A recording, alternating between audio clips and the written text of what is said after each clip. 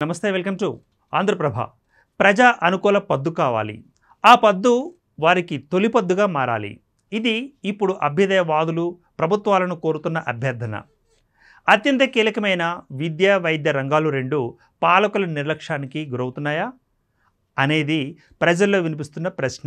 అయితే ఉమ్మడి రాష్ట్రం నుంచి ఇప్పటి వరకు ప్రభుత్వాలు ఈ రెండు రంగాలకు అధిక మొత్తంలో నిధులు కేటాయిస్తున్నామంటూ గొప్పలు చెప్పుకుంటున్నాయి. నిధుల విడుదల తర్వాత పథకాల అమలులో మాత్రం చిత్తశుద్ధిని ప్రభుత్వాలు ప్రదర్శించలేకపోతున్నాయి. ఇక తెలంగాణ ఏర్పడిన తర్వాత కూడా పరిస్థితిలో మార్పు రాకపోవడం శోచనీయంగా ఉంది. గత బీఆర్ఎస్, ఇప్పటి కాంగ్రెస్ ప్రభుత్వాలు సైతం చేసింది గోరంతా, చెప్పుకునేది కొండంతా అనే విధంగానే వ్యవహరిస్తున్నాయి తప్పితే ఆచరణలో చిత్తశుద్ధిని ప్రదర్శించడం లేదని విమర్శలు వినిపిస్తూనే ఉన్నాయి. గత దశాబ్ద కాలంగా వైద్య విద్య, ఫుడ్ సేఫ్టీ, మాదక ద్రవ్యాల విభాగాలు నిర్లక్ష్యానికి గురయ్యాయంటూ ఇటీవల నిర్వహించిన బడ్జెట్ ప్రతిపాదిత సమావేశంలో ఉప ముఖ్యమంత్రి భట్టి విక్రమార్క, వైద్యశాఖ మంత్రి దామోదర రాజనరసింహలు వాపోయారు. కానీ గత ఏడాది కాలంగా అధికారంలో ఉన్న కాంగ్రెస్ సర్కార్ ఆయా రంగాలను ఎందుకు ప్రక్షాళన చేయలేదు, వాటికి చాలినంత నిధులు ఎందుకు కేటాయించలేదన్నది ప్రశ్నార్థకంగా మారింది.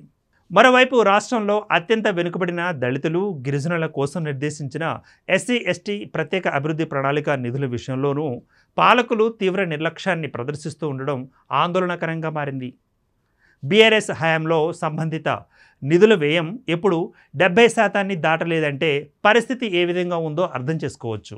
మిగతా 30% నిధులను కేసీఆర్ సర్కార్ ఇతర పనులకు వినియోగించిందన్న విమర్శలకు అప్పటి ప్రభుత్వం ఇప్పటిదాకా జవాబు ఇవ్వకపోవడం గమనార్హం. ఇక 2023 డిసెంబర్లో అధికారంలోకి వచ్చిన రేవంత్ సర్కారు సైతం అదే బాటలో నడిచి ఎస్సీ, ఎస్టీలకు అన్యాయం చేస్తోందన్న విమర్శ ఉంది.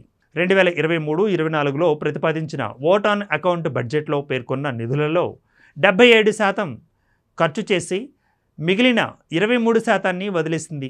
2024-25 బడ్జెట్లో ఇప్పటి వరకు 48% నిధులను ఖర్చు చేశారు.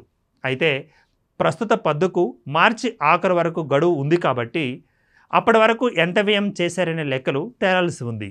పరిస్థితి ఈ విధంగా ఉంటే మరికొద్ది రోజులలో రాష్ట్ర ప్రభుత్వం 2025-26 ఆర్థిక సంవత్సరానికి గాను తన బడ్జెట్ను ప్రవేశపెట్టబోతోంది. ఈ నేపథ్యంలో ప్రజా ప్రాధాన్యతల గురించి సర్కారు ఆలోచించి అందుకు అనుగుణంగా ముందుకు వెళ్ళాలి.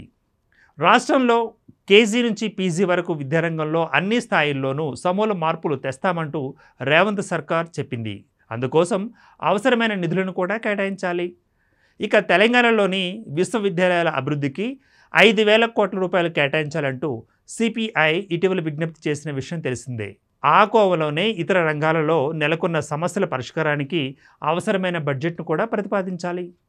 ముఖ్యంగా ఎన్నికల సమయంలో ఇచ్చిన 6 గ్యారెంటీల అమలుకు వీలుగా బడ్జెట్ను కూర్పు చేయాలి. బీఆర్ఎస్ ప్రభుత్వం చేసిన అప్పులు, వాటిని చెల్లించేందుకు తిప్పలు, వీటి గురించి ఇప్పటిదాకా చెబుతూ వచ్చిన కాంగ్రెస్ సర్కార్ ఇక ఇప్పుడు తప్పించుకోవడానికి వీలు లేదు.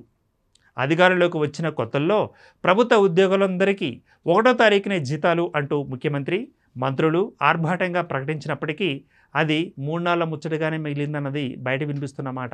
ఇక ప్రభుత్వ ఉద్యోగులు, విశ్రాంత ఉద్యోగులు, సిబ్బందికి రావాల్సిన గ్రాట్యుటీ, ఇతర బెనిఫిట్లు, చనిపోయిన ఉద్యోగుల కుటుంబాలకు చెల్లించాల్సిన ఈఎల్స్ డబ్బులు తదితర ఇవన్నీ కలిపితే 100 కోట్ల మేర పేరుకుపోవడంతో ఆర్థిక శాఖ ఉన్నతాధికారులకు ఏం చేయాలో తెలియని దుస్థితి నెలకొంది.